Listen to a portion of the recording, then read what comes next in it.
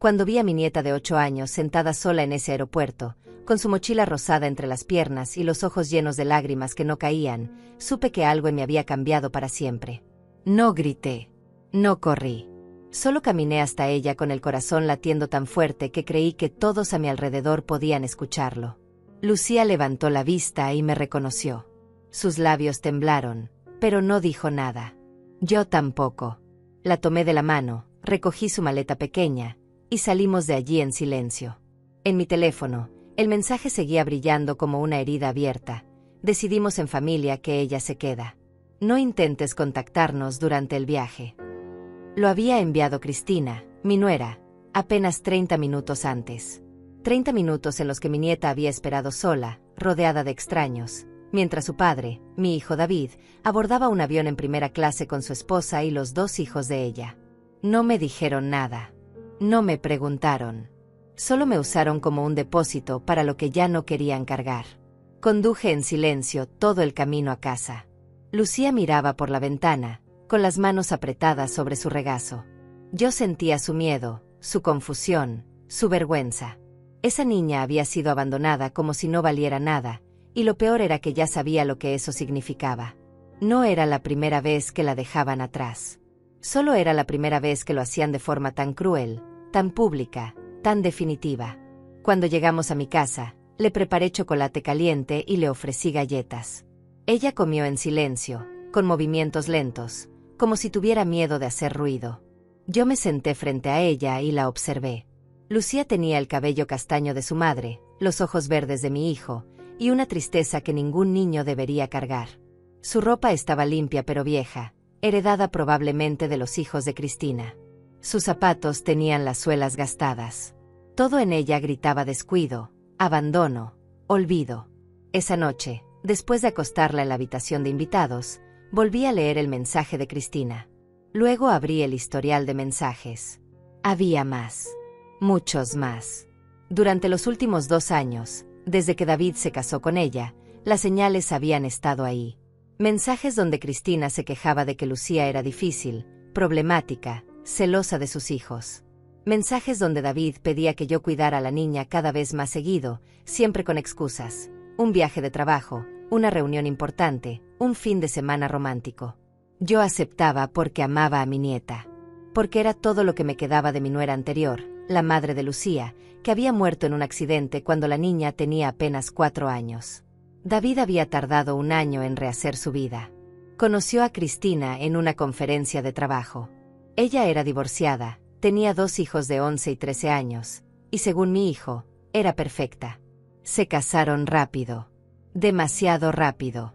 Y desde el primer día, Cristina dejó claro que Lucía era un problema. No lo decía abiertamente. Claro. Era más sutil que eso. Comentarios sobre cómo la niña era tímida, callada, poco sociable. Sobre cómo sus hijos eran más activos, más inteligentes, más adaptados. Sobre cómo sería mejor que Lucía pasara más tiempo conmigo, porque yo tenía experiencia con niños difíciles. Yo nunca dije nada. Tragué mi rabia, mis sospechas, mis miedos. Pensé que con el tiempo las cosas mejorarían. Pensé que David defendería a su hija. Pero no lo hizo.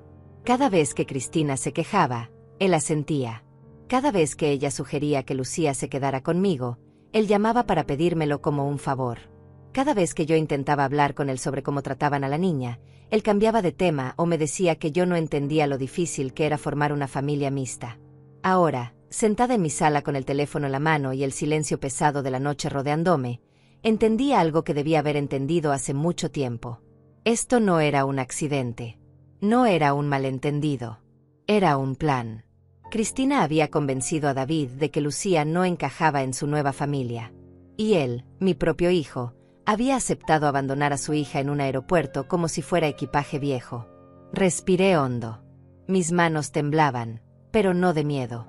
Era otra cosa. Era claridad. Era determinación. Era la certeza fría de que esto no quedaría así. Me levanté y caminé hasta la habitación donde dormía Lucía. Abrí la puerta despacio y la vi acurrucada bajo las sábanas, abrazando el único peluche que había traído en su maleta, un conejito gris con una oreja rota. Ese conejito había sido de su madre. Era lo único que Lucía tenía de ella. Y ellos la habían dejado con eso como única compañía. Cerré la puerta y volví a la sala. Tomé mi teléfono y abrí mi lista de contactos. Busqué un nombre. Armando. Mi abogado. Mi amigo de más de 30 años. Un hombre que había visto suficientes casos de crueldad familiar para saber exactamente qué hacer. Le envié un mensaje corto. Necesito verte mañana. Urgente. Tengo pruebas. Él respondió en menos de 5 minutos. Estaré ahí a las 9. Guardé el teléfono y me quedé mirando la ventana. Afuera, la ciudad seguía viva, iluminada, indiferente. Pero adentro, en mi pecho, algo se había roto y algo más había nacido. No lloré. No grité. Solo respiré. Y esperé. A la mañana siguiente desperté antes del amanecer. No había dormido bien. Cada vez que cerraba los ojos veía la cara de Lucía en ese aeropuerto, sus manos pequeñas aferradas a su mochila, su mirada perdida. Me levanté, preparé café y me senté frente a la ventana a esperar que amaneciera. La luz llegó despacio, naranja y suave, pintando las calles vacías con un resplandor que parecía promesa. Pero yo no sentía esperanza. Sentía algo más frío, más firme. Sentía propósito. Lucía despertó cerca de las 7. La escuché moverse en la habitación, sus pasos lentos y cautelosos. Cuando salió, todavía llevaba puesta la ropa del día anterior. Me miró desde el pasillo como si esperara una reprimenda, un grito, un rechazo. En lugar de eso, le sonreí. Buenos días, mi amor. ¿Quieres panqueques? Ella asintió sin hablar. Preparé el desayuno mientras ella se sentaba en la mesa de la cocina, observándome en silencio. Cuando puse el plato frente a ella, susurró un gracias casi inaudible. Comimos juntas sin decir mucho más. Yo no quería presionarla. Sabía que las palabras vendrían cuando estuviera lista. A las 9 en punto sonó el timbre. Era Armando. Lo hice pasar y le presenté a Lucía con naturalidad. Él es un amigo mío, cariño. Va a quedarse un rato hablando conmigo. ¿Por qué no ves televisión en la sala? Ella asintió y se fue sin preguntar nada. Armando y yo nos sentamos en el comedor. Él tenía casi 70 años, cabello gris perfectamente peinado, traje oscuro impecable, y una mirada que sabía leer mentiras desde kilómetros de distancia. Nos conocíamos desde que nuestros hijos iban a la misma escuela. Él había manejado mi divorcio hace 30 años. Confiaba en él más que en nadie. Le conté todo. Desde el mensaje de Cristina hasta el abandono en el aeropuerto. Le mostré el historial completo de mensajes donde ella se quejaba de Lucía, donde David pedía que yo la cuidara cada vez más seguido, donde quedaba claro que la niña era vista como un estorbo. Le mostré las fotos que había tomado esa mañana, la ropa vieja de Lucía, los zapatos gastados, la maleta pequeña que apenas contenía 2 cambios de ropa y el conejito roto. Armando escuchó sin interrumpir. Tomaba notas en su libreta con esa precisión meticulosa que lo caracterizaba. Cuando terminé, levantó la vista y me miró con una seriedad que me heló la sangre. Edna, esto es abandono de menores. Es un delito grave. Ellos dejaron a una niña de 8 años sola en un aeropuerto sin supervisión adulta. Eso es negligencia criminal. Además, tenemos pruebas documentales de un patrón de maltrato psicológico y exclusión sistemática. Con esto podemos pedir la custodia temporal de inmediato, y en pocos meses, la custodia permanente. Asentí despacio. ¿Qué necesitas de mí? Armando cerró su libreta. Primero, necesito que documentes todo. Cada interacción con Lucía. Su estado emocional. Su estado físico. Llévala al médico hoy mismo para un chequeo completo. Quiero un reporte profesional. Segundo, no respondas ningún mensaje de David o Cristina. Nada. Cuando regresen de su viaje y se den cuenta de lo que hicieron, van a intentar manipularte. No caigas. Tercero, voy a presentar una orden de custodia de emergencia esta misma tarde. Para mañana, Lucía estará legalmente bajo tu cuidado hasta que haya una audiencia. Me quedé en silencio procesando sus palabras. Armando se inclinó hacia adelante. Edna, ¿estás segura de esto? Porque una vez que empecemos, no hay vuelta atrás.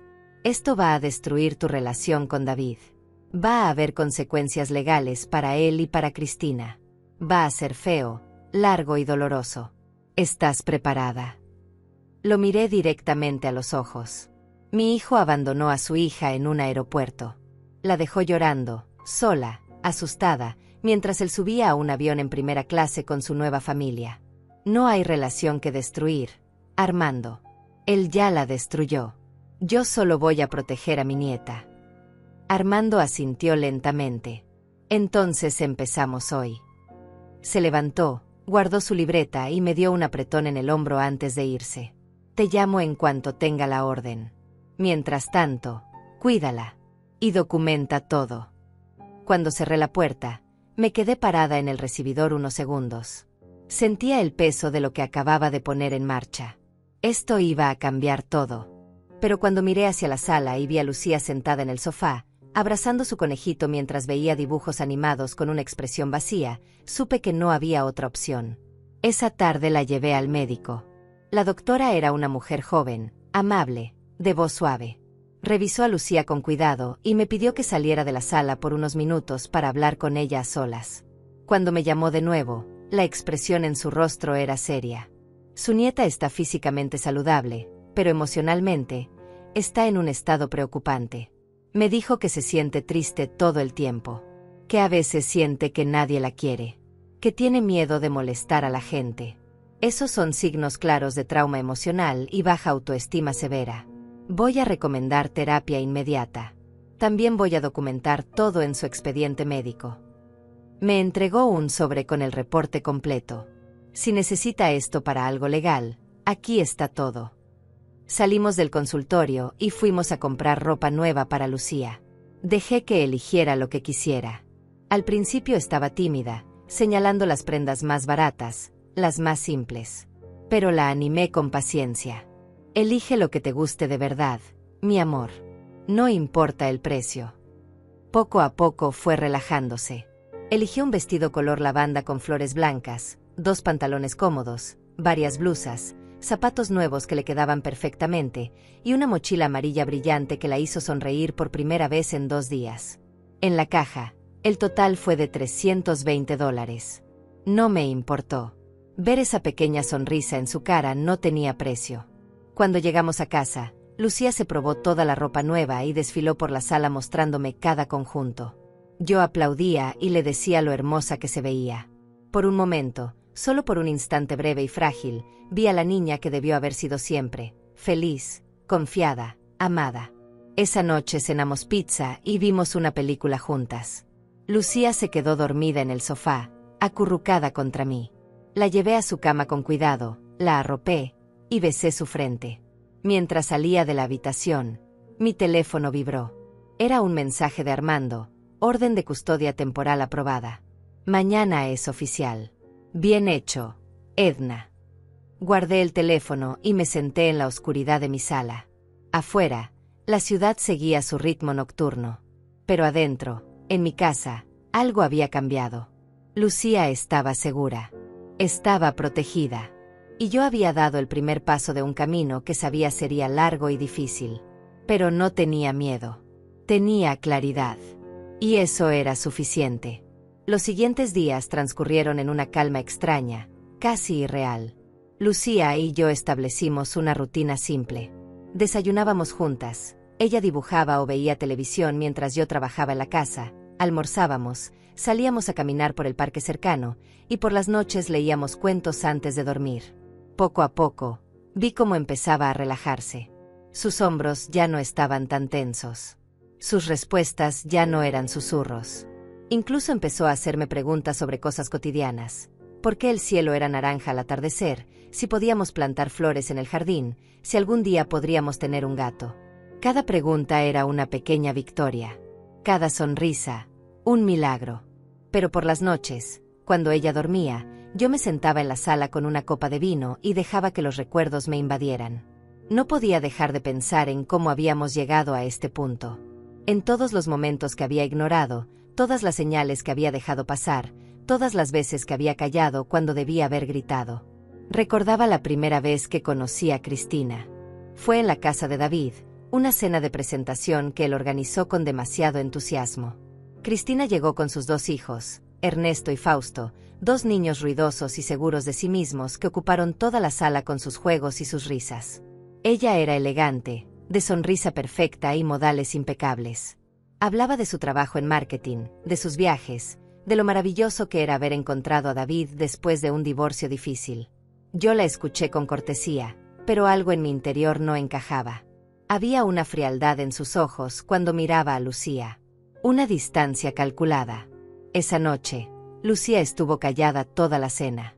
Se sentó en una esquina de la mesa, comiendo despacio, sin levantar la vista.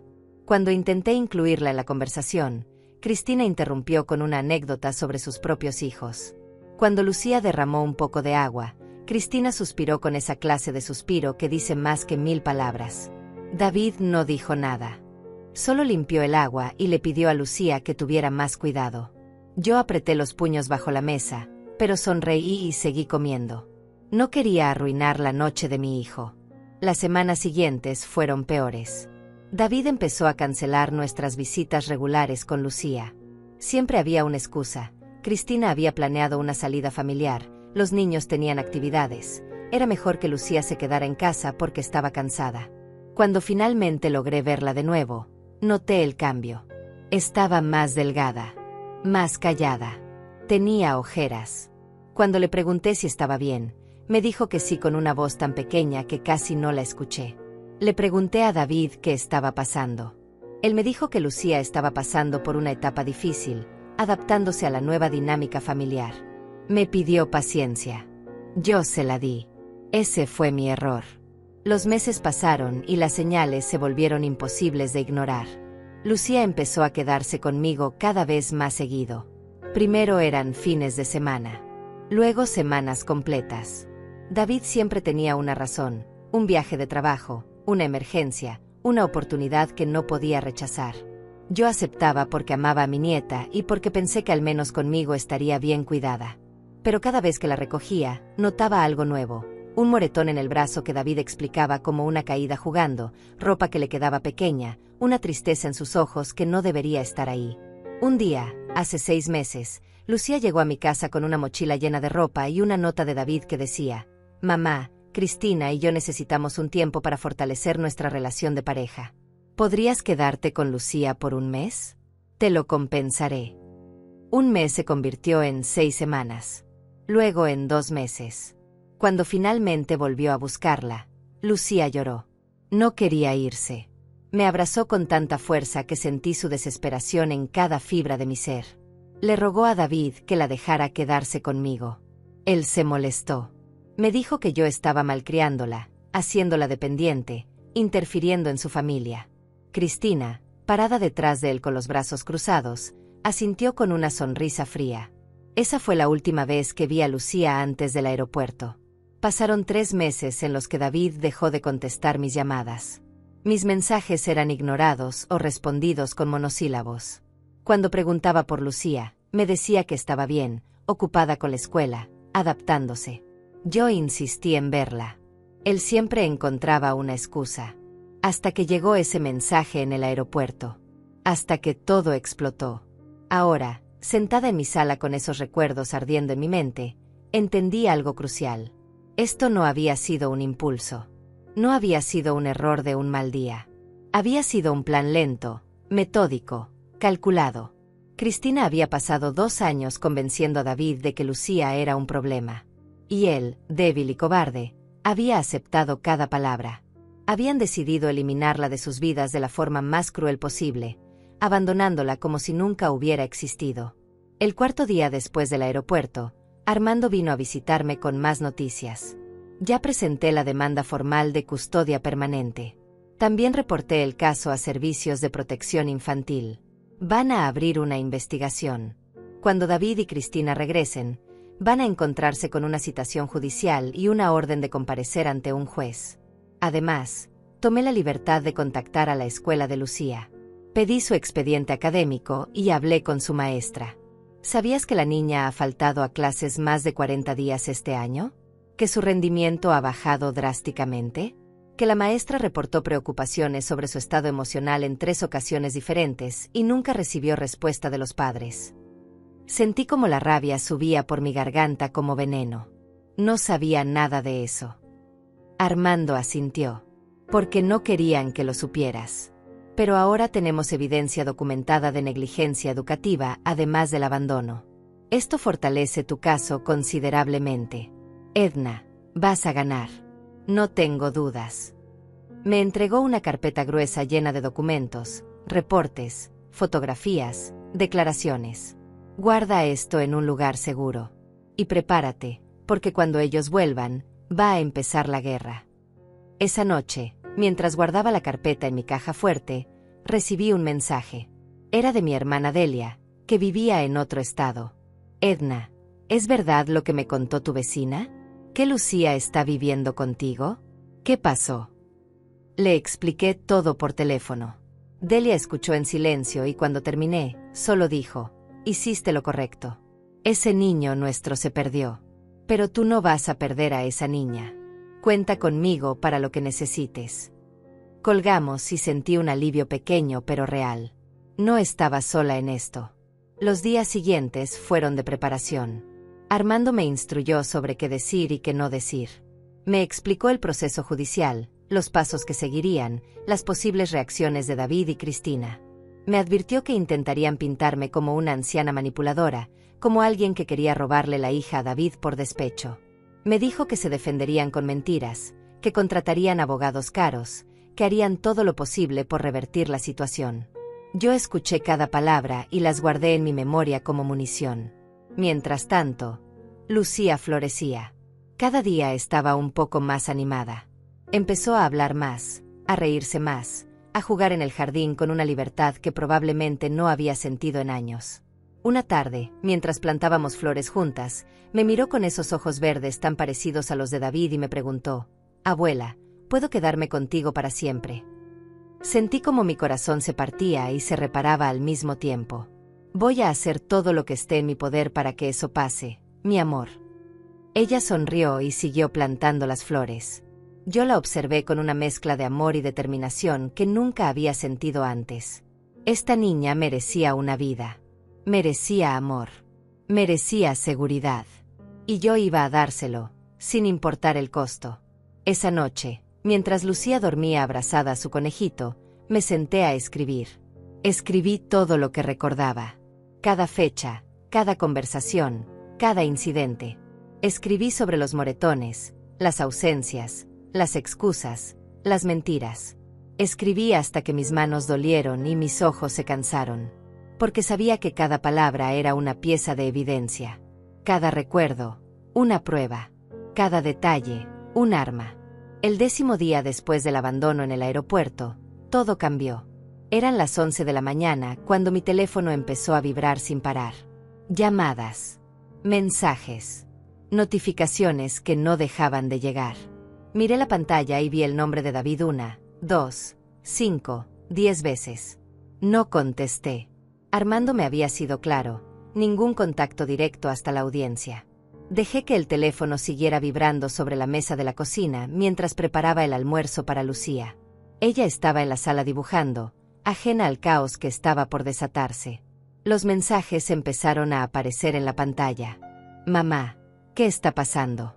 ¿Por qué tengo una citación judicial? Llámame inmediatamente. Esto es un malentendido. No puedes hacerme esto. Lucía es mi hija. Cada mensaje era más desesperado que el anterior. Luego llegaron los de Cristina. Edna, no sé qué te dijo Lucía, pero está exagerando. Ella es una niña dramática. Nunca la abandonamos. Solo necesitábamos un tiempo familiar sin complicaciones. Si no retiras la demanda, te vas a arrepentir. Leí cada palabra con una calma que me sorprendió a mí misma. No sentí rabia. No sentí dolor. Solo sentí una certeza fría y absoluta. Esto era exactamente lo que esperaba. Tomé capturas de pantalla de cada mensaje y se las envié a Armando. Su respuesta fue inmediata. Perfecto. Esto demuestra conciencia de culpa y amenazas.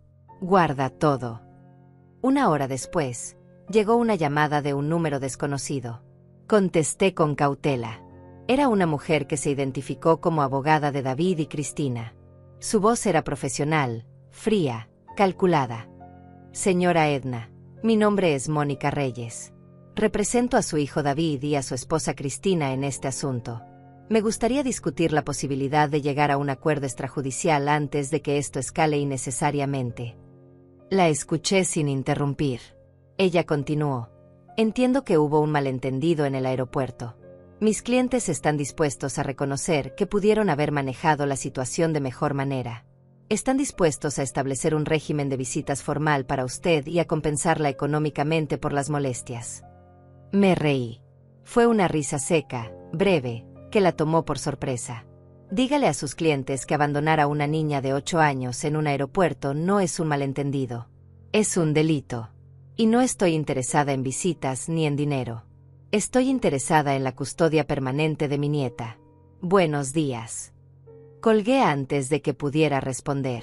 Mi mano temblaba ligeramente, pero no de miedo. Era adrenalina pura.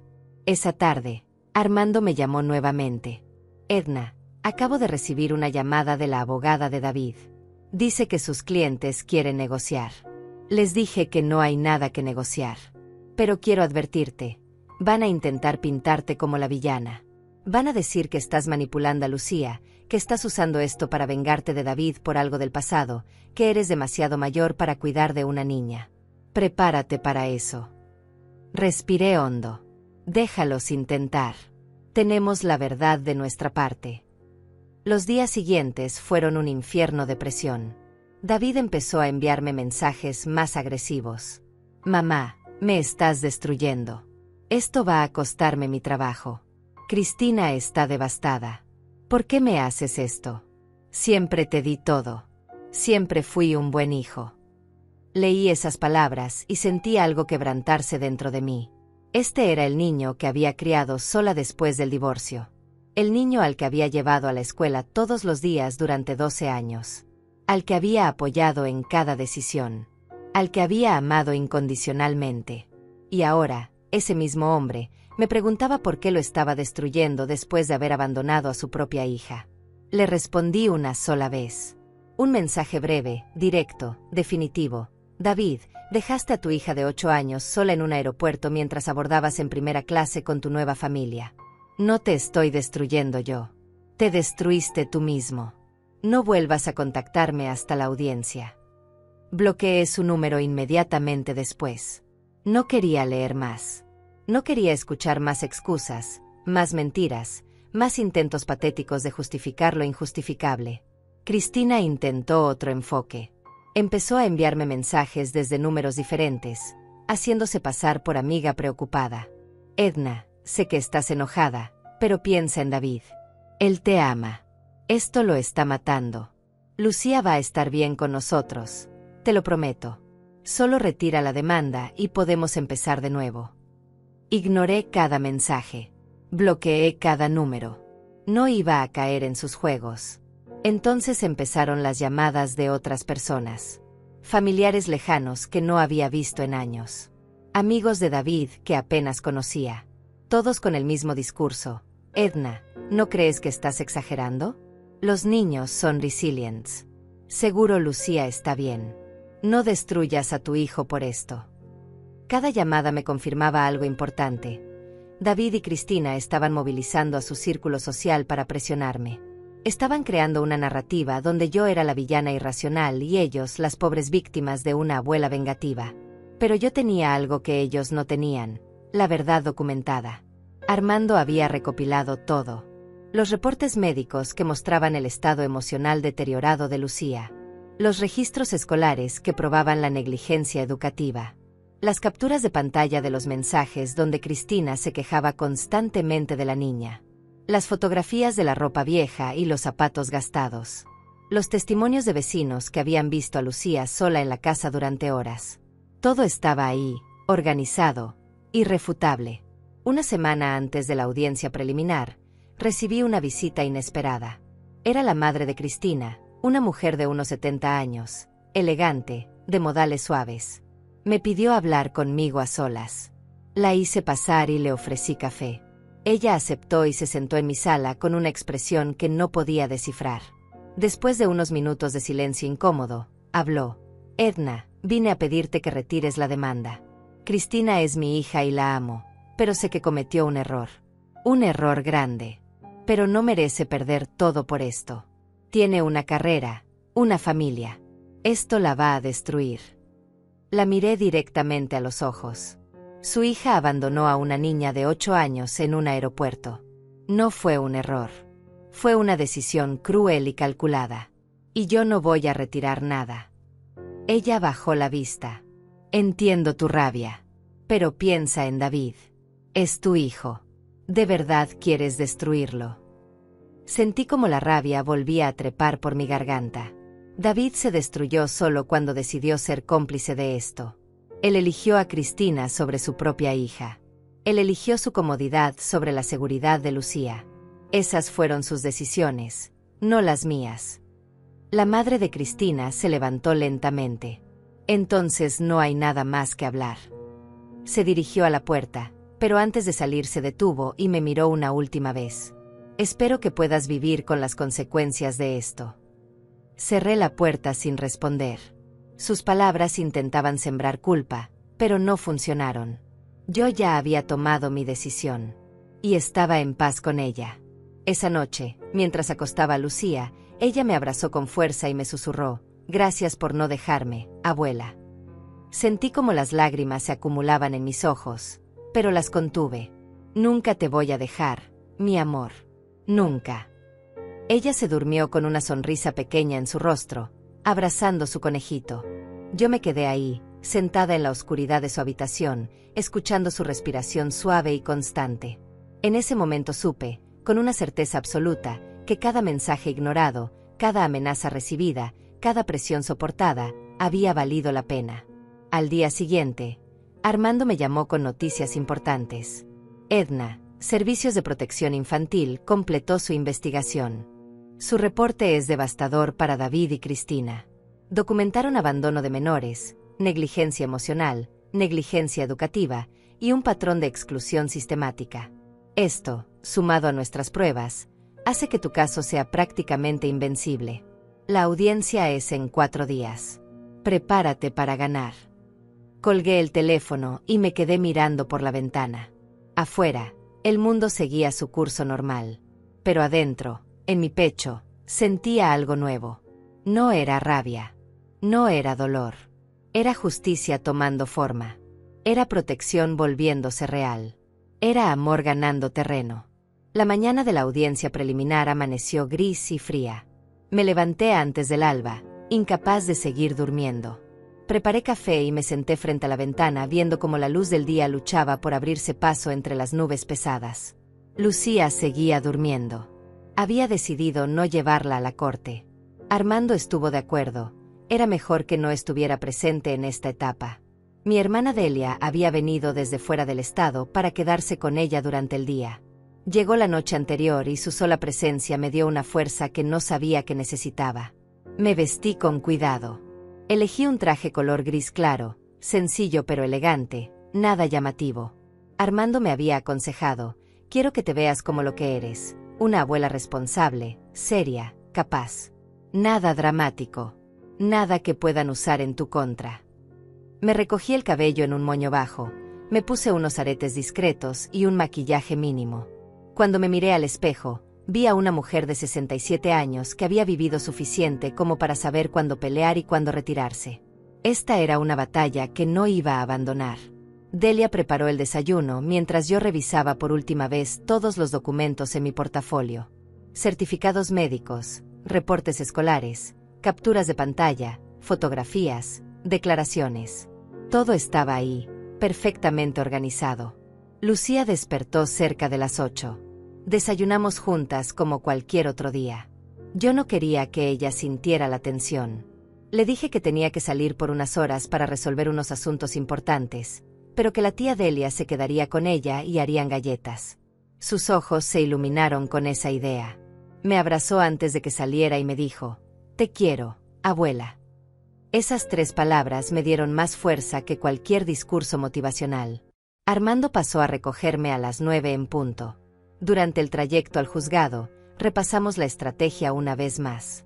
Edna, ellos van a intentar atacarte personalmente. Van a decir que eres demasiado mayor, que no puedes manejar a una niña de 8 años, que estás alienando a Lucía de su padre. Mantén la calma. No reacciones. Solo responde las preguntas del juez con claridad y honestidad. Deja que las pruebas hablen por sí solas. Asentí en silencio. Mis manos estaban frías pero firmes. No tenía miedo. Solo tenía determinación. Llegamos al juzgado 20 minutos antes de la hora programada. Era un edificio antiguo, de pasillos largos y techos altos que hacían eco con cada paso. Armando me guió hasta la sala de espera. Y ahí los vi. David y Cristina estaban sentados al otro lado del pasillo con su abogada, una mujer de unos 40 años con traje negro impecable y una expresión dura. David levantó la vista cuando entré. Nuestras miradas se encontraron por un segundo. Vi en sus ojos una mezcla de rabia, miedo y algo que podría haber sido culpa. Pero no me importó. Yo ya no veía a mi hijo. Veía a un hombre que había fallado en lo más básico, proteger a su propia hija. Cristina me miró con desprecio abierto. Llevaba un vestido color crema, cabello perfectamente arreglado, maquillaje impecable. Parecía una modelo sacada de una revista. Pero yo sabía lo que había detrás de esa fachada. Conocía su crueldad. Conocía su manipulación. Y ya no me intimidaba. Me senté junto a Armando sin desviar la mirada. Esperamos en silencio tenso durante 15 minutos que parecieron eternos. Finalmente, nos llamaron a la sala. El juez era un hombre de unos 60 años, cabello blanco, expresión seria pero no severa. Se presentó como el juez Harrison. Nos indicó que tomáramos asiento y comenzó a revisar los documentos del caso. La sala era pequeña, sobria, con paredes color beige y una bandera en la esquina. Todo era funcional, sin adornos. El juez leyó en voz alta el motivo de la audiencia: petición de custodia temporal con miras a custodia permanente, basada en acusaciones de abandono de menores y negligencia parental. Armando habló primero. Con voz clara y firme, expuso los hechos: el abandono en el aeropuerto, el mensaje de Cristina, el estado emocional de Lucía, los reportes médicos y escolares, el patrón de negligencia documentado durante 2 años. Presentó cada prueba metódicamente: fotografías, mensajes, testimonios. Habló durante 20 minutos sin detenerse, construyendo un caso tan sólido que sentí como el aire en la sala se volvía pesado. El juez escuchaba sin interrumpir, tomando notas ocasionales, con una expresión cada vez más seria. Luego le tocó el turno a la abogada de David y Cristina. Ella se levantó con confianza y comenzó su defensa con un tono suave pero firme. Su señoría, este caso es el resultado de un malentendido que ha sido exagerado por una abuela sobreprotectora que no ha podido aceptar que su hijo rehizo su vida. Mi cliente, el señor David, y su esposa Cristina, son padres responsables que tomaron una decisión difícil en un momento de estrés. Lucía no fue abandonada. Fue dejada temporalmente bajo el cuidado de su abuela, porque la familia necesitaba un tiempo para fortalecer sus vínculos. El mensaje pudo haber sido redactado de manera poco sensible, pero no constituye un delito. Sentí como la rabia comenzaba a hervir en mi estómago, pero me mantuve inmóvil. La abogada continuó: además, queremos señalar que la señora Edna tiene 67 años. Si bien admiramos su amor por su nieta, cuestionamos su capacidad física y emocional para criar a una niña de 8 años durante los próximos 10 años. Una niña necesita padres jóvenes, activos, capaces de proporcionarle las oportunidades que merece. Mi cliente está dispuesto a establecer un régimen de visitas generoso para la señora Edna, pero creemos firmemente que Lucía debe estar con su padre. El juez levantó la vista de sus documentos. Letrada, ¿puede explicarme por qué su cliente dejó a una niña de 8 años sola en un aeropuerto sin supervisión adulta hasta que su abuela llegara? ¿Cuánto tiempo transcurrió entre el abandono y la llegada de la señora Edna? La abogada titubeó por un segundo. Su señoría, mi cliente asumió que su madre llegaría inmediatamente. Fue un error de cálculo, no una intención maliciosa. El juez la interrumpió. Tengo aquí el reporte del aeropuerto. La niña estuvo sola durante 32 minutos. En ese tiempo, podría haber sido secuestrada, lastimada o perdida. Me está diciendo que eso es un simple error de cálculo. La abogada intentó recuperarse. Su señoría, entendemos que fue un error grave. Mis clientes están profundamente arrepentidos y dispuestos a tomar clases de educación parental si es necesario. Pero no creemos que un error justifique quitarle la custodia a un padre. El juez cerró la carpeta que tenía frente a él y se quitó los lentes. Letrada, he revisado el reporte de servicios de protección infantil. Su investigación documenta no solo este incidente, sino un patrón sistemático de negligencia que se extiende por 2 años. Ausencias escolares injustificadas. Falta de atención médica regular. Testimonios de vecinos que vieron a la menor sola en casa durante horas. Reportes de la maestra sobre deterioro emocional sin respuesta parental. Esto no es un error. Esto es negligencia. La sala quedó en silencio. David y Cristina intercambiaron miradas nerviosas. La abogada intentó una última vez. Su señoría, solicitamos que se permita a mis clientes demostrar que pueden mejorar. Una oportunidad de rectificar antes de tomar una decisión tan drástica como quitar la custodia. El juez negó con la cabeza lentamente. La custodia no se quita. La custodia se pierde cuando los padres fallan en su responsabilidad básica de proteger a sus hijos. Y eso es exactamente lo que veo aquí. Se dirigió a Armando. Letrado, su clienta está preparada para asumir la custodia temporal de la menor mientras se procesa la petición de custodia permanente. Armando se puso de pie. Sí, su señoría. Mi clienta ha cuidado de su nieta durante las últimas 2 semanas. La niña está estable, asistiendo a terapia, y mostrando signos claros de recuperación emocional. Tenemos todo lo necesario, espacio adecuado, recursos económicos suficientes, y un entorno seguro y amoroso. El juez asintió. Muy bien. Tomó su martillo y golpeó la mesa una vez. Por la presente, otorgo la custodia temporal de la menor Lucía a su abuela, la señora Edna, hasta que se celebre la audiencia de custodia permanente en 90 días. Durante este periodo, el padre tendrá derecho a visitas supervisadas 2 veces al mes, de 2 horas cada una, en un centro designado. Se prohíbe cualquier contacto entre la menor y la señora Cristina hasta nueva orden. Además, ordeno una evaluación psicológica completa tanto de la menor como de los padres antes de la próxima audiencia. Golpeó el martillo de nuevo. Se levanta la sesión. Me quedé sentada, procesando lo que acababa de pasar. Había ganado. La custodia temporal era mía. Lucía estaba segura. Armando me tocó el brazo suavemente. Lo logramos, Edna. Lo miré y sentí como las lágrimas finalmente escapaban de mis ojos. No eran lágrimas de tristeza. Eran de alivio, de victoria, de justicia. Al otro lado de la sala, David tenía la cabeza entre las manos. Cristina lloraba dramáticamente contra el hombro de su abogada. Pero yo no sentí pena por ellos. Solo sentí paz. Salimos del juzgado bajo el cielo todavía gris. Armando me abrazó brevemente. Ahora viene la parte más importante, la audiencia de custodia permanente. Van a contratar mejores abogados. Van a intentar desacreditar cada prueba. Pero tenemos 90 días para fortalecer aún más nuestro caso. Y lo vamos a hacer. Asentí, respirando el aire frío de la mañana. Gracias, Armando, por todo. Él sonrió. No me agradezcas. Esto es justicia. Simple justicia. Cuando llegué a casa, Delia y Lucía estaban en la cocina decorando galletas. Lucía corrió hacia mí y me abrazó. ¿Cómo te fue, abuela?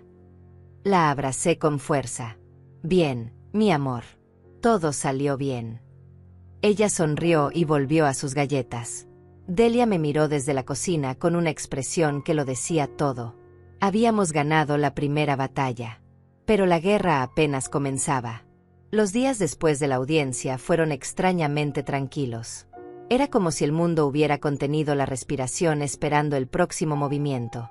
Lucía continuaba floreciendo bajo mi cuidado. Comenzó la terapia con una psicóloga infantil recomendada por Armando, una mujer cálida llamada doctora Ramírez que tenía una habilidad especial para conectar con niños traumatizados. Después de la primera sesión, la doctora me llamó aparte y me dijo: Edna, esa niña ha sufrido más de lo que cualquiera debería sufrir a su edad. Pero hay esperanza. Con amor, estabilidad y tiempo, puedes sanar completamente. Inscribí a Lucía en la escuela cerca de mi casa. El primer día estaba nerviosa, aferrándose a mi mano mientras caminábamos hacia el edificio. Pero su nueva maestra, la señora Mónica, la recibió con tanta calidez que vi cómo los hombros de Lucía se relajaban. Cuando la recogí esa tarde, venía sonriendo. Hice una amiga, abuela. Se llama Amanda. Me prestó sus crayones. Mi corazón se hinchó de alegría. Eran pequeñas victorias, pero significaban todo. Sin embargo, la calma en mi vida contrastaba con el caos que sabía que se estaba gestando en la vida de David y Cristina. Armando me mantenía informada. Contrataron a un bufete grande, Edna. Uno de esos que cobran $500 la hora. Van a ir con todo. No me sorprendió. David siempre había sido de apariencias, de impresionar, de mostrar que podía pagar por lo mejor. Pero el dinero no compra la verdad. Y la verdad estaba de nuestro lado. Una tarde, 2 semanas después de la audiencia, recibí una llamada de un número que no reconocí. Dudé, pero contesté. Era una voz de mujer joven, temblorosa, asustada. ¿Señora Edna? No me conoce, pero necesito hablar con usted. Me llamo Patricia. Trabajé como niñera para su hijo y Cristina durante 6 meses el año pasado. Mi corazón comenzó a latir más rápido. Dime, Patricia. Ella respiró hondo antes de continuar. Vi cómo trataban a Lucía. Fue horrible. Por eso renuncié. Pero ahora me enteré del caso y siento que debo decir la verdad. Puedo dar mi testimonio. Le pasé el teléfono a Armando inmediatamente. Él habló con Patricia durante 1 hora. Cuando colgó, su expresión era una mezcla de satisfacción y tristeza. Edna, esa mujer presenció cosas terribles. Lucía era castigada por cosas insignificantes mientras los hijos de Cristina podían hacer lo que quisieran. La dejaban comer sola después de que todos terminaran. La encerraban en su habitación por horas como castigo. Patricia documentó todo porque sabía que algún día podría necesitarlo. Tiene fotos, grabaciones de audio, un diario detallado.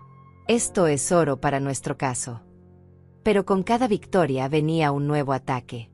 David comenzó una campaña en redes sociales, sutilmente diseñada para pintarse como la víctima.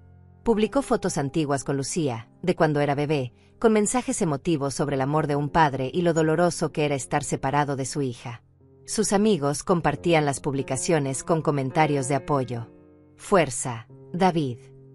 Los abuelos no deberían tener más derechos que los padres. Esto es injusto. Cada publicación era una manipulación cuidadosamente diseñada para generar simpatía pública. Armando me advirtió que no respondiera, que no entrara en ese juego. Ellos quieren provocarte para que digas algo que puedan usar en tu contra. Mantente al margen. La opinión pública no decide este caso. El juez lo hará, basándose en evidencia. Seguí su consejo, pero dolía ver cómo mi propio hijo mentía tan descaradamente, cómo tergiversaba la realidad para verse bien. La primera visita supervisada llegó 3 semanas después de la audiencia. Se realizó en un centro de visitas familiar, un lugar neutral con supervisores capacitados. Armando insistió en que yo no estuviera presente, para no influir en la interacción. Dejé a Lucía en la puerta del centro con un nudo en el estómago. Ella estaba asustada. Podía verlo en sus ojos. Tengo que ir, abuela. Me agaché hasta su nivel. Sí, mi amor. Pero solo por 2 horas. Y hay personas ahí que te van a cuidar. Si te sientes mal, puedes decirles si te sacarán. De acuerdo. Ella asintió con los labios apretados y entró tomada de la mano de la supervisora. Las 2 horas más largas de mi vida transcurrieron en un café cercano. No podía concentrarme en nada. Tomé 3 tazas de café que no necesitaba. Vi el reloj cada 5 minutos. Cuando finalmente fue hora de recogerla, corrí de vuelta al centro. Lucía salió con los ojos rojos, pero sin lágrimas. La abracé y no hice preguntas hasta que estuvimos en el auto. ¿Cómo estuvo? Ella se quedó callada por un momento. Papá lloró mucho. Dijo que me extraña, que quiere que vuelva a casa. Mi corazón se rompió. ¿Y tú qué le dijiste? Lucía me miró con esos ojos verdes tan serios. Le dije que yo ya estoy en casa. Contigo.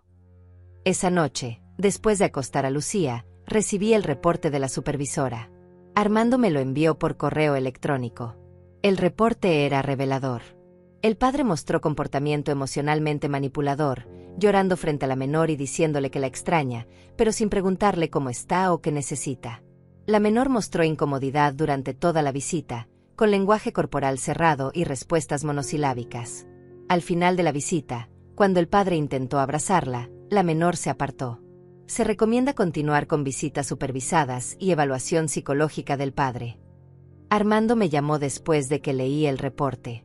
Esto refuerza nuestro caso, Edna. Pero también me preocupa. David está jugando el papel de padre arrepentido frente a la supervisora, pero su comportamiento es manipulador. Está usando las emociones como arma. Necesitamos que el psicólogo forense vea esto claramente. Asentí aunque él no podía verme. ¿Cuándo es la evaluación? En 2 semanas. Tanto David como Cristina serán evaluados. Lucía también, pero con un enfoque diferente. El psicólogo va a determinar qué es lo mejor para ella. Mientras tanto, la vida seguía su curso. Lucía y yo establecimos rutinas hermosas. Por las mañanas desayunábamos juntas mientras ella me contaba sus sueños. Después de la escuela, hacíamos la tarea en la mesa de la cocina. Los fines de semana íbamos al parque, al cine, o simplemente nos quedábamos en casa horneando galletas y viendo películas. Ella empezó a reírse más. Sus pesadillas disminuyeron. Su apetito mejoró. Cada pequeño cambio era una confirmación de que estaba haciendo lo correcto. Pero las presiones externas no cesaban. Un día recibí una carta certificada. Era de los padres de Cristina, amenazando con demandarme por difamación si continuaba destruyendo la reputación de su hija. La carta estaba llena de lenguaje legal intimidante, diseñado para asustarme. Se la mostré a Armando. Él la leyó y se rió. Esto es desesperación pura. No tienen nada. Están intentando asustarte para que retrocedas. Ignóralo. Guardé la carta en la carpeta de evidencias. Cada ataque era una confirmación de que íbamos por buen camino. Una noche, mientras Lucía dormía, me senté en el jardín bajo las estrellas. Pensé en todo lo que había pasado en las últimas semanas. En cómo mi vida había cambiado completamente. En cómo había perdido a mi hijo pero ganado algo mucho más importante. La oportunidad de salvar a mi nieta. Pensé en la mujer que había sido antes del aeropuerto. Una mujer que callaba, que aceptaba, que tragaba su rabia por mantener la paz. Esa mujer ya no existía. En su lugar había alguien más fuerte, más clara, más decidida. La evaluación psicológica llegó como estaba programada. El doctor Eliseo era un hombre serio de unos 50 años, con décadas de experiencia en casos de custodia. Evaluó a Lucía primero, en sesiones separadas durante una semana. Luego evaluó a David y a Cristina. Armando me explicó que el proceso era exhaustivo: pruebas psicológicas, entrevistas profundas, análisis de comportamiento, evaluación de capacidad parental. Los resultados tomarían 3 semanas en estar listos, justo a tiempo para la audiencia final. Durante esas 3 semanas viví en una especie de suspenso controlado. Sabía que ese reporte psicológico podría ser la pieza final del rompecabezas. Armando confiaba en que sería favorable, pero yo había aprendido a no dar nada por sentado. Cada día me preparaba emocionalmente para cualquier resultado. Pero cada noche, cuando veía a Lucía dormir tranquila, abrazando su conejito gris, sabía que sin importar lo que pasara, había hecho lo correcto. El reporte psicológico llegó una semana antes de la audiencia final. Armando me citó en su oficina para revisarlo juntos. Cuando entré, vi la carpeta gruesa sobre su escritorio y sentí como mi estómago se apretaba. Él me indicó que me sentara y abrió el documento con cuidado, como si sostuviera algo frágil y valioso. Edna, esto es mejor de lo que esperábamos. Mucho mejor. Comenzó a leer en voz alta los puntos más relevantes. El doctor Eliseo había concluido que Lucía mostraba signos claros de trauma emocional, consistente con negligencia parental prolongada y rechazo sistemático. El reporte describía cómo la niña experimentaba ansiedad de abandono, baja autoestima severa y miedo a expresar sus necesidades.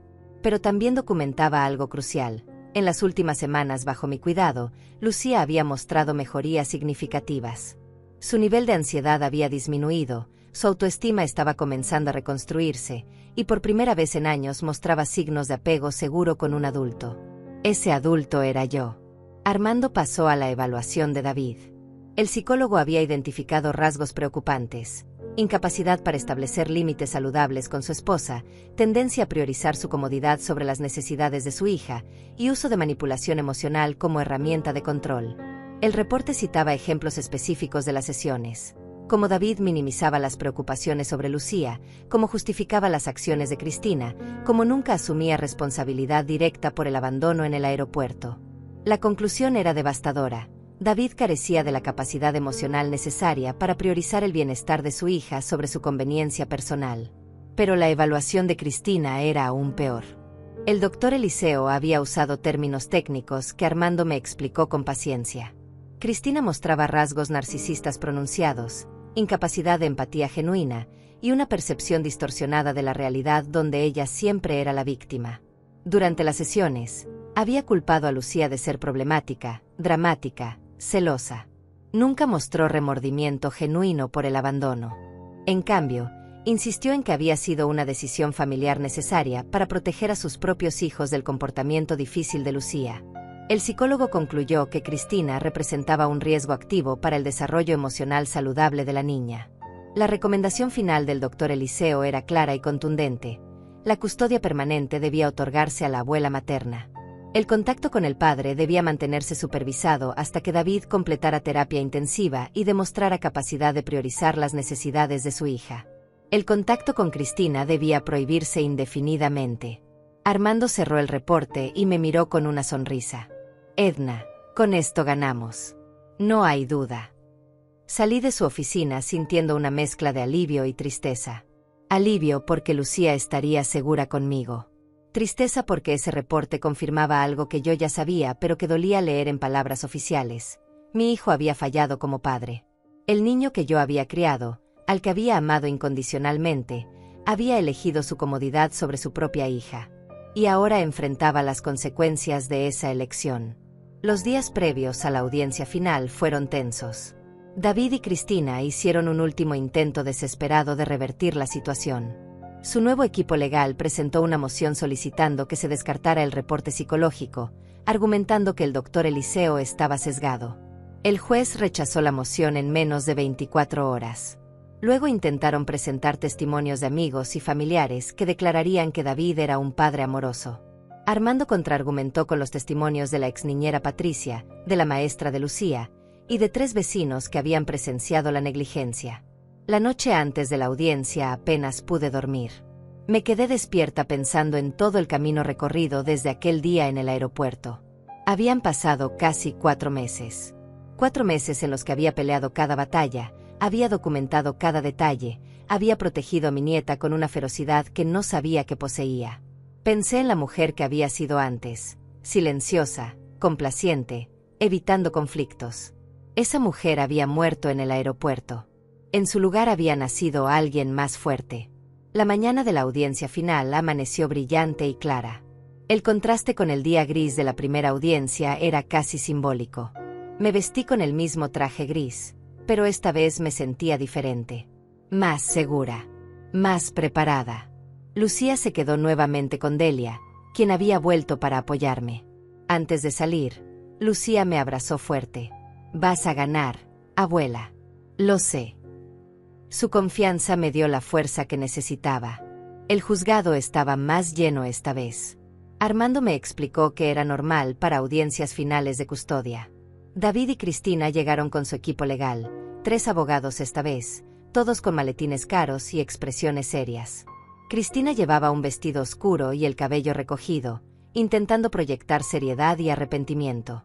Pero yo conocía la verdad detrás de esa máscara. David evitó mi mirada completamente. Se veía demacrado, más delgado, con ojeras profundas. Parte de mí sintió lástima por él. Pero era una parte muy pequeña. El juez Harrison entró y todos nos pusimos de pie. La sala quedó en silencio absoluto. Él revisó sus documentos durante lo que pareció una eternidad antes de hablar. Hemos llegado a la audiencia final de custodia en el caso de la menor Lucía. He revisado exhaustivamente todos los documentos presentados, incluyendo el reporte psicológico del doctor Eliseo, los testimonios de testigos y las evidencias documentales de ambas partes. Esta es una decisión que no tomo a la ligera, ya que afecta el futuro de una niña de 8 años. Mi corazón latía tan fuerte que estaba segura de que todos podían escucharlo. El juez continuó: en casos de custodia, mi única consideración es el mejor interés del menor. No se trata de castigar a los padres ni de premiar a los abuelos. Se trata de determinar dónde ese niño estará más seguro, más amado, más protegido. Hizo una pausa y miró directamente a David. Señor David, usted abandonó a su hija de 8 años en un aeropuerto público sin supervisión adulta. Ese acto por sí solo demuestra una falta de juicio alarmante. Pero lo que me preocupa aún más es el patrón de negligencia documentado durante 2 años. Ausencias escolares, falta de atención médica, deterioro emocional ignorado y testimonios múltiples de maltrato psicológico. David bajó la cabeza. El juez se dirigió a Cristina. Señora Cristina, el reporte psicológico es claro respecto a su papel en esta situación. Su incapacidad de empatía hacia una niña vulnerable, su negación de responsabilidad y su persistente culpabilización de la víctima me llevan a concluir que usted representa un riesgo activo para el bienestar de esta menor. Cristina abrió la boca para protestar, pero su abogada la detuvo con un gesto. El juez tomó su martillo. Por lo tanto, he llegado a las siguientes conclusiones. Primero, se otorga la custodia legal permanente de la menor Lucía a su abuela, la señora Edna, efectiva inmediatamente.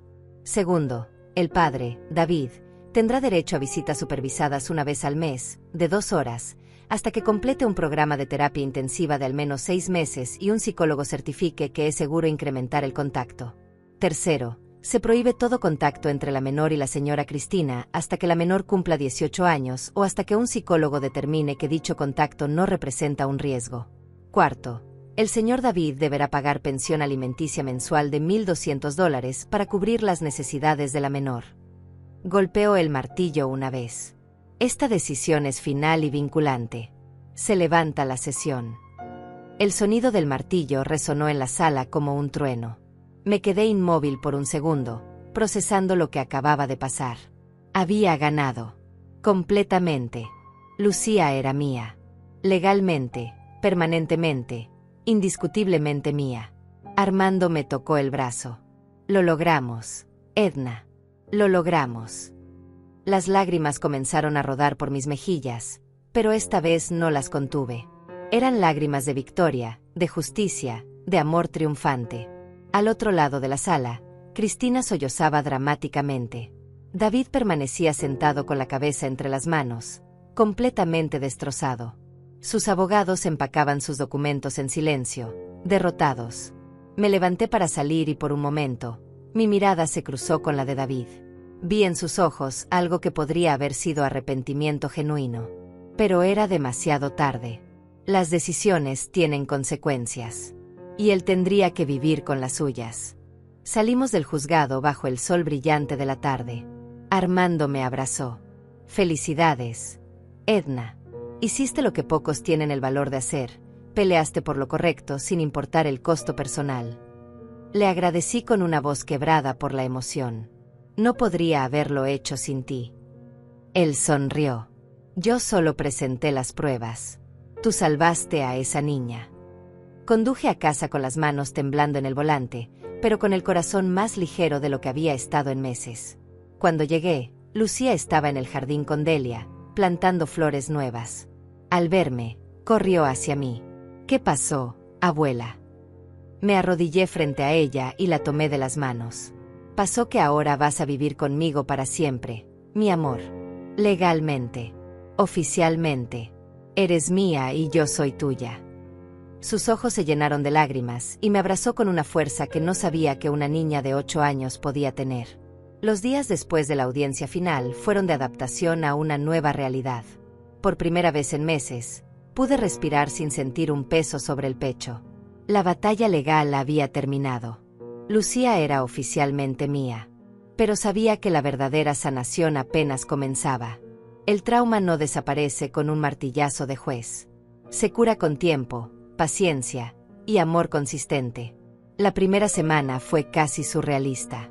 Lucía parecía no poder creer que esto era permanente. Me preguntaba constantemente si estaba segura, si esto era real, si nadie la iba a llevar de vuelta.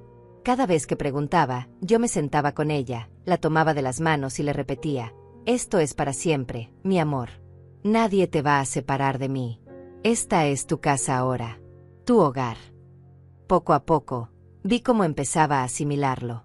Sus hombros se relajaban un poco más cada día. Sus sonrisas llegaban con más facilidad. Delia se quedó 2 semanas más para ayudarme con la transición. Fue invaluable su presencia. Mientras yo me encargaba de los trámites finales, los cambios legales, la actualización de documentos, ella se quedaba con Lucía. Cocinaban juntas, veían películas, hablaban de cosas sin importancia que permitían a Lucía ser simplemente una niña. Cuando Delia finalmente tuvo que regresar a su estado, Lucía lloró al despedirse. «Vas a volver, tía Delia». Mi hermana la abrazó fuerte. «Claro que sí, pequeña. Y tú puedes visitarme en vacaciones. Te voy a enseñar a montar a caballo». Los ojos de Lucía se iluminaron con esa promesa. La vida encontró un ritmo nuevo. Lucía continuaba con su terapia semanal con la doctora Ramírez. Los reportes eran cada vez más positivos. «Está procesando el trauma de manera saludable», me decía la doctora. «Tiene pesadillas ocasionales todavía, y hay momentos de ansiedad, pero está mejorando notablemente.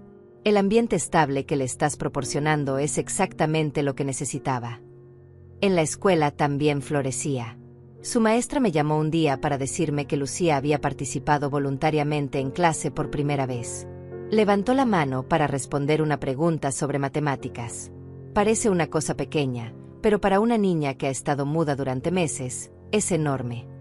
Amanda, su nueva amiga, se volvió una presencia constante en nuestras vidas. Era una niña alegre y parlanchina que parecía sacar lo mejor de Lucía. Venía a casa después de la escuela 2 veces por semana. Las escuchaba reír desde la sala mientras jugaban en el jardín, y ese sonido era mejor que cualquier medicina. Los padres de Amanda, una pareja joven y amable, me agradecían por cuidar de su hija. «Lucía es una buena influencia», decía la madre. «Amanda dice que es la niña más amable que conoce». Esas palabras me llenaban de orgullo. A pesar de todo lo que había sufrido, Lucía conservaba su bondad. Pero no todo era perfecto. Hubo momentos difíciles. Noches en las que Lucía despertaba gritando por pesadillas donde la dejaban sola en lugares extraños. Días en los que se volvía callada y distante, perdida en pensamientos que no compartía. Momentos en los que preguntaba por su padre con una voz tan pequeña que apenas la escuchaba. «¿Crees que papá me extraña?». Esas preguntas me rompían el corazón porque no tenía respuestas fáciles. David cumplió con las visitas supervisadas durante los primeros 2 meses. Venía al centro una vez al mes, puntual, con regalos que parecían comprados sin pensamiento real. Muñecas que Lucía nunca pedía. Libros demasiado avanzados para su edad. Chocolates caros que ella comía por cortesía. Los reportes de la supervisora eran consistentes. David pasaba las 2 horas intentando convencer a Lucía de que la amaba, pero sin preguntarle realmente cómo estaba, qué necesitaba, qué sentía. Era una actuación. Un intento de cumplir con los requisitos legales, sin conexión emocional real. Después del 3er mes, David dejó de venir. Armando recibió una llamada de su abogada explicando que su cliente estaba lidiando con depresión y necesitaba tiempo antes de continuar con las visitas. No me sorprendió. David siempre había sido bueno para huir cuando las cosas se ponían difíciles. Armando me preguntó si quería exigir que cumpliera con el régimen de visitas. Lo pensé durante días. Finalmente decidí que no. Si no quiere estar aquí, no voy a forzarlo. Lucía merece a alguien que quiera verla, no a alguien que se sienta obligado. La pensión alimenticia llegaba puntualmente cada mes. $1,200 depositados en una cuenta que había abierto específicamente para Lucía. No lo usaba para gastos cotidianos. Lo estaba ahorrando para su educación, para su futuro, para cuando realmente lo necesitara. Yo tenía suficiente para vivir cómodamente. Mi pensión era modesta pero adecuada, y había ahorros de años de trabajo. No necesitaba el dinero de David, pero era su responsabilidad y lo aceptaba por Lucía. De Cristina no supe nada directamente, pero escuché rumores a través de conocidos mutuos. Su matrimonio con David estaba en problemas. El escándalo del caso de custodia había llegado a su trabajo y había perdido varios clientes importantes. Sus propios hijos, ahora adolescentes, estaban teniendo problemas en la escuela. Todo su mundo perfectamente construido se estaba desmoronando. Parte de mí sintió satisfacción por eso, pero la mayor parte simplemente sintió indiferencia. Cristina ya no era relevante en mi vida. No tenía poder sobre mí ni sobre Lucía. Era solo un capítulo cerrado. 6 meses después de la audiencia final, llegó el otoño. Las hojas comenzaron a cambiar de color, pintando el mundo de naranjas y dorados. Lucía cumplió 9 años. Organizamos una fiesta en casa con Amanda y otros 5 niños de su clase. Decoramos el jardín con globos color lavanda, su favorito. Horneamos un pastel de chocolate juntas el día anterior, con Lucía de pie en un banquito ayudándome a mezclar los ingredientes. Durante la fiesta, la vi reír sin reservas, correr sin miedo, jugar con la libertad que toda niña merece. Soplando las velas de su pastel, cerró los ojos con fuerza para pedir su deseo. Cuando los abrió, me miró y sonrió. No me dijo que había pedido, pero algo en esa sonrisa me dijo que ya lo tenía. Una tarde, mientras hacíamos la tarea juntas en la mesa de la cocina, Lucía dejó su lápiz y me miró con seriedad. Abuela, ¿puedo preguntarte algo? Cerré mi libro. Siempre, mi amor. Ella jugó con sus dedos nerviosamente antes de hablar. ¿Por qué me salvaste? Podrías haber dejado que me quedara con papá y Cristina. Hubiera sido más fácil para ti. Sentí como mi garganta se cerraba con emoción. Me acerqué a ella y tomé sus manos pequeñas entre las mías. Lucía, escúchame bien. No te salvé porque fuera fácil. Te salvé porque eres mi nieta y te amo. Porque mereces ser amada, protegida y valorada. Y porque cuando vi que necesitabas ayuda, no pude hacer otra cosa que luchar por ti. No fue una opción. Fue lo único que podía hacer. Lágrimas rodaron por sus mejillas. Pero perdiste a tu hijo por mí. Negué con la cabeza. No perdí a mi hijo por ti. Mi hijo se perdió a sí mismo cuando decidió abandonarte. Esa fue su elección, no la tuya. Y entre perderlo a él o perderte a ti, no había duda. Tú eres inocente. Tú eres la víctima. Y yo siempre voy a elegirte a ti. Ella se lanzó a mis brazos y lloró. No de tristeza, sino de alivio. Como si finalmente pudiera creer que era amada, que era querida, que era suficiente. Esa noche, después de acostarla, me senté en el jardín bajo las estrellas como había hecho tantas veces en los últimos meses. Pensé en todo el camino recorrido. En la mujer que había sido y en la mujer en la que me había convertido. Pensé en las batallas peleadas y ganadas. En las noches de insomnio. En los momentos de duda. En las victorias pequeñas y grandes. Y me di cuenta de algo importante. Había ganado mucho más de lo que había perdido. Había perdido a mi hijo, es cierto. Pero había ganado a mi nieta de una manera profunda y real. Había perdido la paz superficial de evitar conflictos, pero había ganado la satisfacción de defender lo correcto. Había perdido relaciones tóxicas, pero había ganado claridad sobre quién era realmente y qué valores defendía. No me arrepentía de nada. Cada decisión, cada batalla, cada lágrima, había valido la pena. El universo tiene una forma extraña de equilibrarse.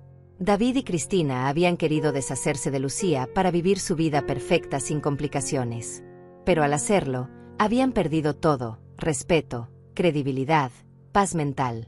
Mientras tanto, Lucía y yo habíamos construido algo hermoso desde las cenizas de su crueldad. Una familia real, basada en amor genuino, respeto mutuo y compromiso verdadero. Miré hacia la ventana de la habitación de Lucía. La luz seguía encendida. Subí a verificar y la encontré sentada en la cama dibujando. Se había convertido en su forma favorita de procesar emociones. ¿Qué dibujas, mi amor? Me mostró el papel. Era nuestra casa, con flores en el jardín, y 2 figuras tomadas de la mano, ella y yo. En la esquina había dibujado su conejito gris. Es nuestro hogar, dijo con orgullo. Besé su frente. Sí, mi amor. Es nuestro hogar. La arropé y apagué la luz. Cuando salía, me llamó suavemente. Abuela, te quiero. Yo también te quiero, Lucía. Hasta el infinito. Un año completo había pasado desde aquel día en el aeropuerto. Un año que había transformado nuestras vidas de maneras que nunca imaginé posibles. Era octubre nuevamente, y el aire traía esa frescura característica del otoño que siempre me había gustado. Lucía tenía ahora 9 años y medio, y la diferencia entre la niña asustada del aeropuerto y la que ahora corría por el jardín persiguiendo mariposas era simplemente milagrosa. Esa mañana me desperté temprano, como era mi costumbre. Preparé café y me senté junto a la ventana a observar el amanecer. Había algo poético en esos momentos de silencio antes de que el mundo despertara. Reflexioné sobre todo lo vivido. Las batallas legales habían quedado atrás, pero las cicatrices emocionales seguían sanando lentamente. La doctora Ramírez me había explicado que el trauma complejo toma años en sanar completamente, pero que Lucía estaba en el camino correcto. Ya no tenía pesadillas cada noche. Ya no se sobresaltaba cuando escuchaba voces elevadas.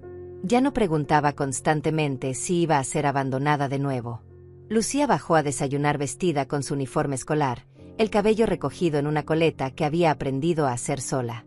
«Buenos días, abuela». Su voz era clara, confiada. Ya no susurraba. «Buenos días, mi amor.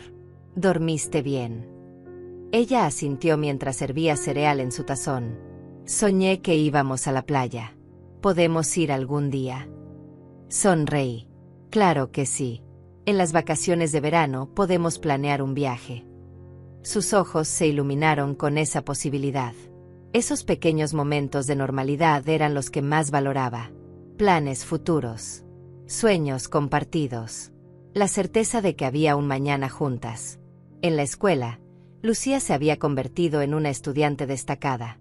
Su maestra me había llamado la semana anterior para informarme que había sido seleccionada para el programa de estudiantes avanzados en matemáticas. «Es una niña brillante, señora Edna. Tiene un potencial increíble. Con el apoyo adecuado, puede llegar muy lejos». Esas palabras me llenaron de orgullo, pero también de determinación renovada. Lucía tendría todas las oportunidades que merecía. Yo me encargaría de eso. Amanda seguía siendo su mejor amiga. Ahora venía a casa 3 veces por semana. Las 2 niñas eran inseparables. Hacían proyectos de ciencias juntas, inventaban historias elaboradas con sus muñecas, y pasaban horas dibujando en el jardín. Una tarde, la madre de Amanda me invitó a tomar café mientras las niñas jugaban. «Edna, quiero agradecerte. Amanda me cuenta todo lo que Lucía ha pasado, y admiro tu fortaleza. No muchas personas habrían hecho lo que tú hiciste». Sus palabras me conmovieron. Solo hice lo que cualquier abuela que ama a su nieta haría. Ella negó con la cabeza. «No. Muchos habrían mirado para otro lado. Muchos habrían evitado el conflicto. Tú peleaste. Y esa niña tiene suerte de tenerte». De David supe poco durante ese año. Cumplió con la pensión alimenticia religiosamente, pero las visitas nunca se reanudaron. Armando me informó que había entrado a terapia como ordenó el juez, pero el proceso era lento. «Está lidiando con su propia culpa, Edna. Según su terapeuta, está comenzando a entender la magnitud de lo que hizo. Pero el camino es largo».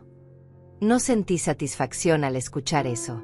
Solo sentí una tristeza distante por el hombre en el que se había convertido mi hijo. El niño brillante y cariñoso que había criado se había perdido en algún punto, y yo no sabía si alguna vez lo recuperaría.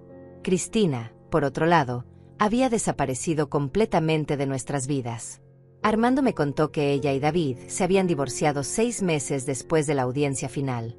El matrimonio no había sobrevivido al peso de sus propias decisiones. Ella se había mudado a otro estado con sus hijos, buscando empezar de nuevo lejos del escándalo. No sentí nada al escuchar esa noticia. Cristina era irrelevante. No ocupaba espacio en mi mente ni en mi corazón. Un sábado por la tarde, mientras Lucía y yo horneábamos galletas, recibí una llamada inesperada. Era David. Mi corazón se aceleró al ver su nombre en la pantalla. Dudé por un momento antes de contestar. «Hola». Su voz sonaba diferente. Más suave. Más quebrada. «Mamá, Sé que no tengo derecho a llamarte. Sé que te lastimé de formas imperdonables. Pero necesito que sepas algo. He estado en terapia todo este año. He trabajado duro para entender qué me llevó a tomar las decisiones que tomé.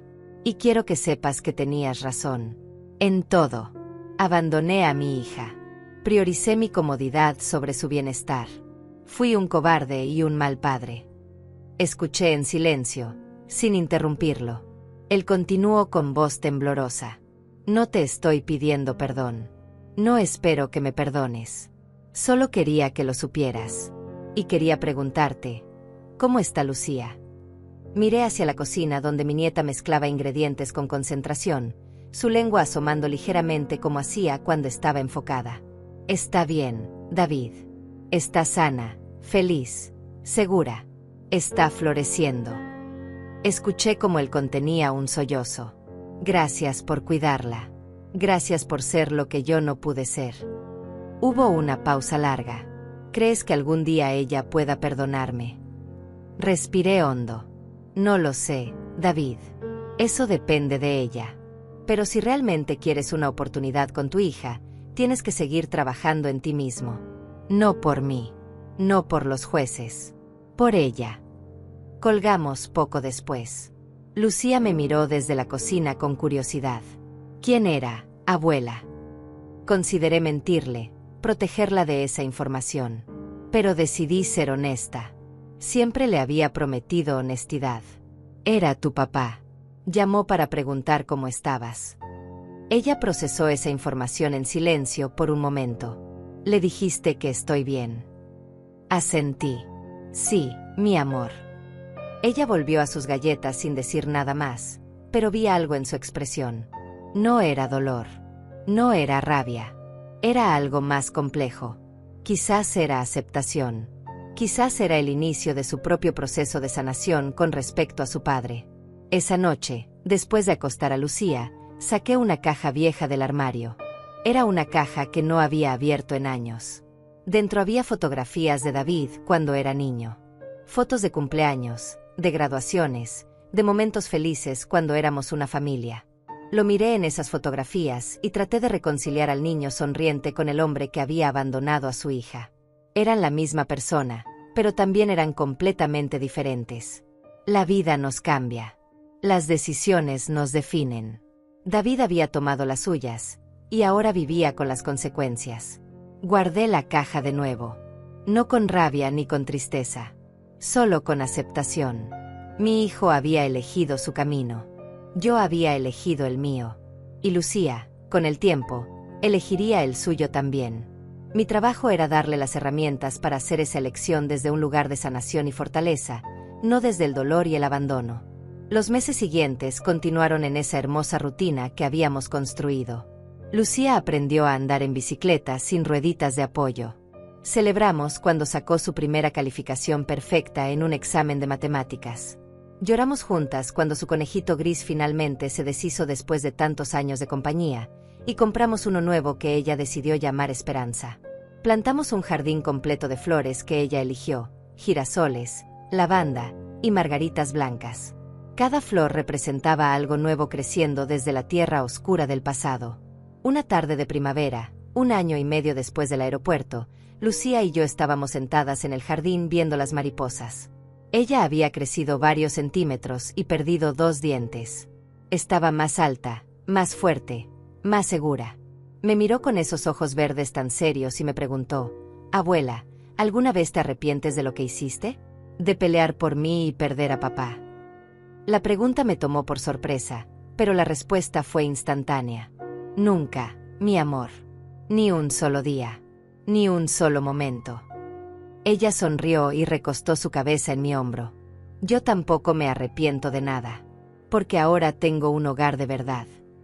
Esas palabras resonaron en mi corazón con una verdad profunda y hermosa.